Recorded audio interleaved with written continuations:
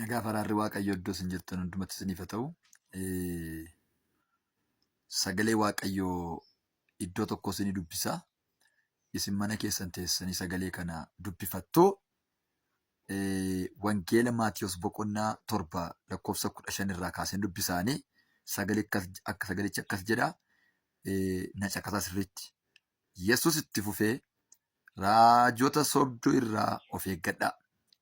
Isaan hoolaa fakkaachuudhaaf raroo hoolaa uffatanii gara keessan in dhufu.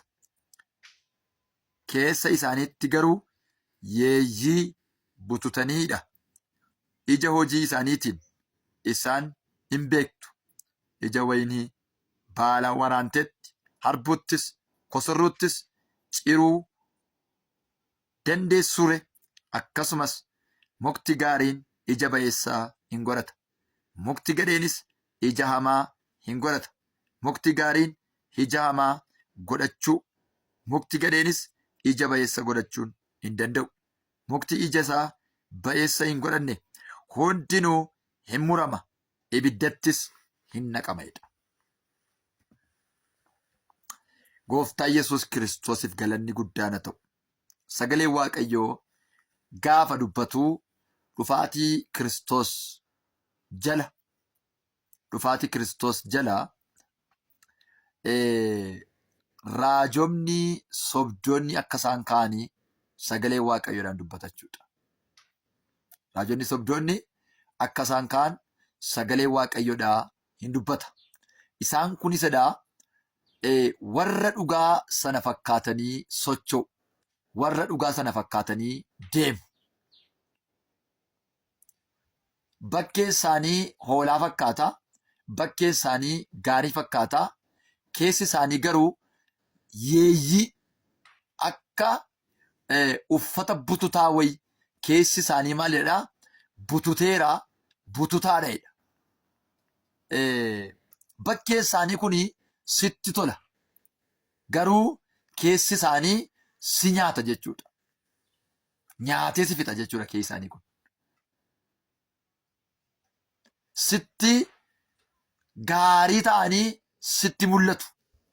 Garuu keessi isaanii waan biraadha. Yeeyyiidha. Galagalee si nyaata jechuudha. Soba uffatanii jiru jechuudha. Wantoota garaagaraa kana uffatanii jiru jechuudha. Sagalee Waaqayyoo gaafa dubbatu mukti gaariin tokko jedhennaan ija gaarii godhachuu isaatiin adda baadha. Warra dhugaatti deemanii fi warra dhugaatti hin deemne maaliin adda baafta yoo jettee ija isaatiin adda baafta jechuudha. Muka tokko ija gaarii qaba moo ija gaarii hin qabu jettee itti sittee ilaaltee ija isaa sanaaniti adda baaftaa jechuudha. Raajotas, paastorootas, wangeelaawotas isa sagalee Waaqayyoo jedhu kana maaliin adda baafta beektaa?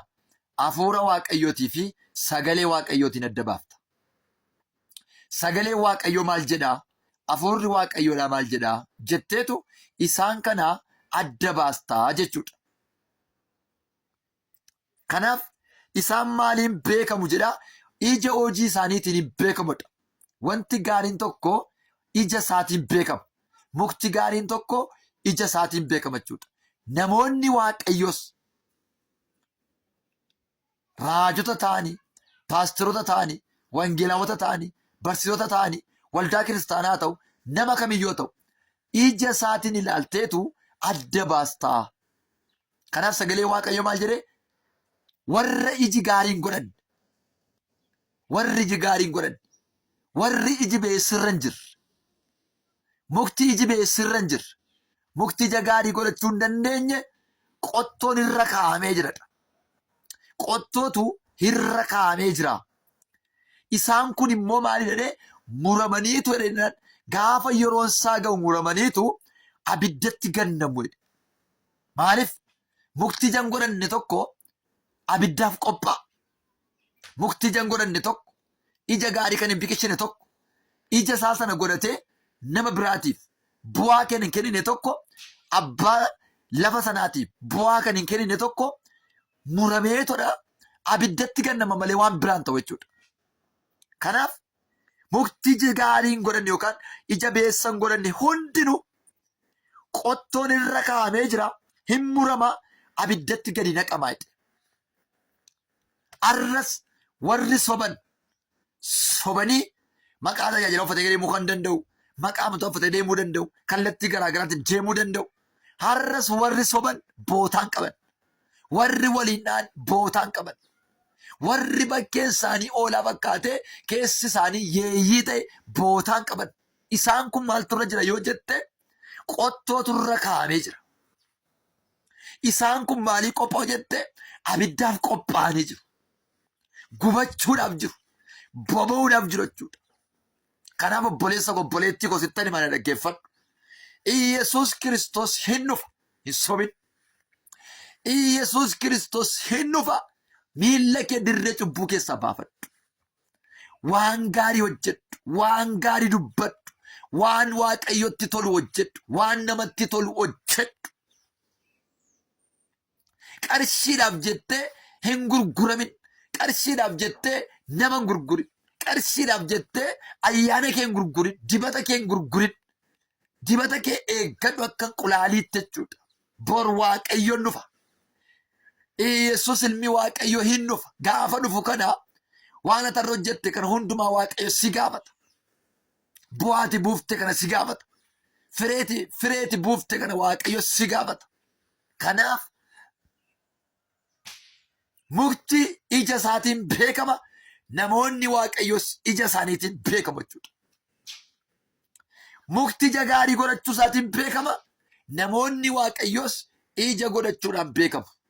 Ati maal godhattee jirta? Ija gaarii godhachaa jirta moo? Ija gadhee godhachaa jirta?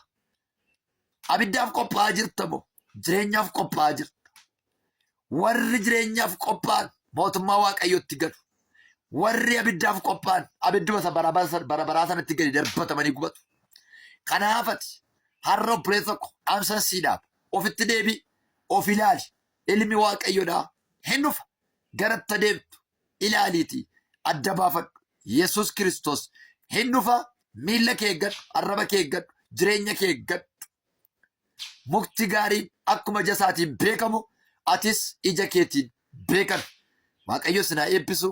Laayikii, sheer, riipoost, koppilingii gochuu hin irraanfatina. Gooftaanis sinaa eebbisu. Viidiyoo kana vaariyaalii baasaa nama hundumaatiif sheerii godhaa. Nama hundumtuu sagalee kana haa ga'u. Gooftaanis sinaa eebbisu.